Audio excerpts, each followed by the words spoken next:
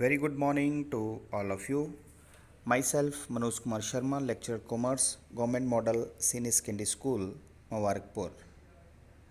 +1 commerce section के business study subject की इस ऑनलाइन क्लास में आपका स्वागत है। Today we will discuss the meaning of shares, meaning of equity shares and advantages and disadvantages of equity shares.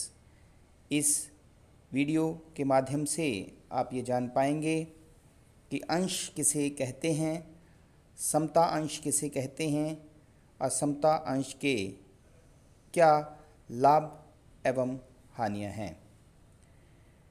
जैसा कि पिछले वीडियो में हमने डिस्कस किया कि किसी भी व्यवसाय की वित्तीय आवश्यकताएं 3 तरह की होती हैं। लॉन्ग टर्म फाइनेंशियल नीड्स, जिसके अंतर्गत किसी भी व्यावसायिक संस्था को वित्त की आवश्यकता 10 वर्षों से अधिक समय के लिए होती है। Secondly, medium term financial needs, मध्यकालीन वित्तीय आवश्यकताएं, जिसके अंतर्गत किसी भी व्यावसायिक संस्था को वित्त की आवश्यकता 1 वर्ष से अधिक लेकिन 10 वर्षों तक जो है वो वित्त की आवश्यकता होती है। थर्डली, अल्पकालीन वित्तीय आवश्यकताएं, शॉर्ट टर्म फाइनेंशियल नीड्स, जिसके अंतर्गत व्यावसायिक संस्था को वित्त की आवश्यकता जो है वो 1 वर्ष के लिए होती है। तो इस तरह on the basis of time sources of business finance जो हैं वो 3 तरह से डिवाइड किए जा सकते हैं। For long term business finance, for medium term business finance and for short term business finance. तो लॉन्ग टर्म बिजनेस फाइनेंस के अंतर्गत क्योंकि वित्त की ज़रूरत 10 वर्षों से अधिक समय के लिए होती है, तो इसके अंतर्गत समता अंशों द्वारा, पूर्वाधिकार अंशों द्वारा, ऋण पत्रों द्वारा, लाभों का पुनर्विनियोजन द्वारा और विशिष्ट वित्तीय संस्थाओं द्वारा वित्त की व्यवस्था की जा सकती है। मध्यकालीन वित्त के लिए ऋण पत्रों द्वारा, पूर्वाधिकार अंशों द्वारा एवं पब्लिक डिपॉजिट्स, जन निक्षेप द्वारा और कमर्शियल बैंक्स द्वारा वित्त की व्यवस्था की जा सकती है। Thirdly, for short term finance के लिए वित्त के स्रोत जो हैं वो कमर्शियल बैंक्स हैं, जिसके अंतर्गत बैंक ओवरड्राफ्ट्स द्वारा, कैश क्रेडिट द्वारा, शॉर्ट टर्म लोन्स द्वारा और बिल्स रिसीवेबल को डिस्काउंट करके एवं ट्रेड क्रेडिट्स द्वारा और इंटर कॉरपोरेट डिपॉजिट्स द्वारा जो है वो वित्त की व्यवस्था की जा सकती है। On the basis of ownership, business finance के 2 टाइप्स होते हैं। नंबर 1, ओन्ड फंड, स्वामित्व फंड जिसे कहते हैं। इसके अंतर्गत व्यवसाय के स्वामी एवं अंशधारियों द्वारा जो है वो पूंजी लगाई जाती है, जिसके अंतर्गत जो है समता अंश द्वारा, पूर्वाधिकार अंश द्वारा एवं लाभों के पुनर्विनियोजन द्वारा जो है वो वित्त की व्यवस्था की जा सकती है। सेकेंडली, ऋण फंड जिसे बोरोड फंड कहते हैं, इसके अंतर्गत वह पूंजी शामिल की जाती है जिसे बैंकों, वित्तीय संस्थाओं तथा जनता से ऋण के रूप में लिया जाता है। और ऋण फंड के अंतर्गत ऋण पत्रों के निर्गमन द्वारा, जनता से ऋण तथा जमा द्वारा, बैंकों से ऋण द्वारा, विशिष्ट वित्तीय संस्थाओं से ऋण द्वारा एवं सरकार से ऋण द्वारा जो है वो धन की व्यवस्था की जाती है। Today we will discuss owners fund, स्वामित्व फंड, जिसके अंतर्गत हम सबसे पहले डिस्कस करेंगे इक्विटी शेयर्स, समता अंश। समता अंश का अर्थ डिस्कस करने से पहले हमें अंश के बारे में पता होना चाहिए। जो पूंजी किसी व्यवसाय में अंशों के निर्गमन द्वारा एकत्रित की जाती है उसे अंश पूंजी कहते हैं। किसी भी कंपनी के पार्षद सीमा नियम मेमोरेंडम ऑफ एसोसिएशन में कंपनी कितनी पूंजी अपने जीवन काल में निर्गमित कर सकती है उसकी राशि दी होती है। ये कंपनी की रजिस्टर्ड पूंजी भी कहलाती है। कंपनी की इस रजिस्टर्ड पूंजी को निश्चित राशि की छोटी छोटी इकाइयों में बांट दिया जाता है और इस छोटी इकाई को ही अंश कहा जाता है। जैसे मान लें कि किसी कंपनी की रजिस्टर्ड पूंजी जो है, रजिस्टर्ड कैपिटल जो है वो 1 लाख रुपए है, जिसे 10-10 रुपए के 10,000 हिस्सों में बांटा गया है, तो इस 10 रुपए के प्रत्येक हिस्से को अंश कहा जाएगा। Now we will discuss equity shares. अब समता अंश किसे कहते हैं? जब किसी कंपनी में समता अंशों को जारी करके पूंजी एकत्रित की जाती है तो उसे समता अंश पूंजी कहा जाता है। और जिन व्यक्तियों के पास ये समता अंश होते हैं उन्हें समता अंशधारी इक्विटी शेयर होल्डर्स कहा जाता है। समता अंश वे अंश होते हैं जो पूर्वाधिकार अंश नहीं होते हैं। समता अंश वे अंश होते हैं जो पूर्वाधिकार अंश नहीं होते हैं। समता अंशधारी कंपनी के स्वामी होते हैं। इन्हें कंपनी की सभाओं में मतदान का पूर्ण अधिकार होता है।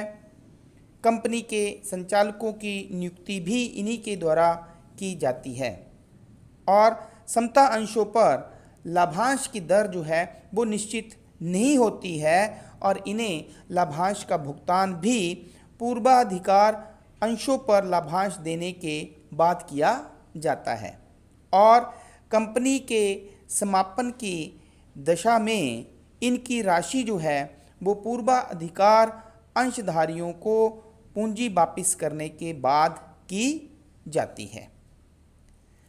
Now we will discuss the advantages of equity shares. The first one, we have प्रबंधकीय क्रियाओं में हिस्सेदारी, to participate in managerial activities.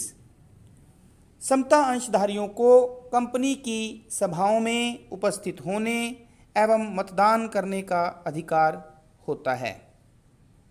जहाँ तक प्रबंध में हिस्सेदारी का प्रश्न है, समता अंशधारी जो हैं वो संचालकों की नियुक्ति करते हैं जो उनके प्रतिनिधि के रूप में काम करते हैं। सेकेंडली, लाभांश के रूप में अधिक आय, to earn more by way of dividend. Company की आय के अंतिम प्राप्तकर्ता होने के कारण ऋण पत्रों पर ब्याज और पूर्वाधिकार अंशधारियों को लाभांश का भुगतान करने के बाद जो भी लाभ की राशि बचती है वह समता अंशधारियों को लाभांश के रूप में दी जाती है। तो इस तरह जो है वो समता अंशधारियों को लाभांश के रूप में अधिक आय प्राप्त होती है। नेक्स्ट इज स्थायी पूंजी की व्यवस्था, अरेंजमेंट ऑफ परमानेंट कैपिटल। समता अंश कंपनी को दीर्घकालीन एवं स्थायी वित्त उपलब्ध करवाते हैं। क्योंकि समता अंशधारियों को पूंजी का भुगतान कंपनी के जीवन काल में नहीं किया जाता है, कंपनी के समापन पर ही किया जाता है, इसलिए समता अंशों द्वारा जो है वो कंपनी को स्थायी पूंजी प्राप्त होती है। नेक्स्ट पॉइंट इज स्थायी भार नहीं, नो फिक्स्ड बर्डन। समता अंश पूंजी पर लाभांश, पूर्वाधिकार अंशों और ऋण पत्रों पर ब्याज देने के बाद लाभ में से दिया जाता है और इन पर लाभांश की दर जो है वो निश्चित नहीं होती है। यदि लाभ नहीं बचता है तो इन्हें लाभांश भी घोषित नहीं किया जाता है। इस तरह कंपनी के लिए जो है वो समता अंशधारियों पर लाभांश जो है वो स्थायी प्रभार नहीं होता है। नेक्स्ट पॉइंट इज साख में वृद्धि, increase in the credit worthiness. जिस कंपनी की जितनी अधिक समता अंश पूंजी होती है, बाजार में उसकी ख्याति उतनी ही अधिक होती है, क्योंकि समता अंशों के आधार पर कंपनी ऋण पूंजी में वृद्धि करने की क्षमता रखती है। Now we will discuss some disadvantages of equity shares. The number one is अनिश्चित आय, uncertain income।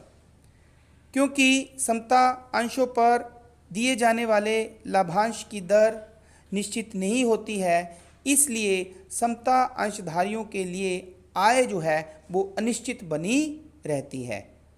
यहाँ तक कि यह भी जरूरी नहीं होता है कि कंपनी के समता अंशधारियों को लाभांश मिलेगा, क्योंकि ये लाभांश लाभ का हिस्सा होता है। सेकेंड इज मंदी काल से हानि, लॉस ड्यू टू रिसेशन।